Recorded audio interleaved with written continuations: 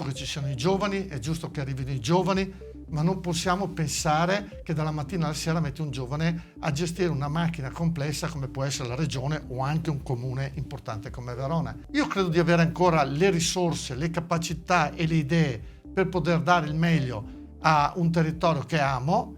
Poi saranno i cittadini a decidere. Io mi metterò in gioco, se i cittadini decidono che è ora di mandarmi in pensione, vabbè, andrò in pensione. Ma io credo che l'esperienza sia una cosa fondamentale, soprattutto se una persona onesta, se una persona ha dimostrato di saper dare e di saper fare. Le cose vanno affiancate, si lavora insieme ed è giusto che uno magari svolga diversi ruoli, perché è giusto che uno cambi e che dimostri di essere capace non solo fare una determinata cosa ma anche farne delle altre.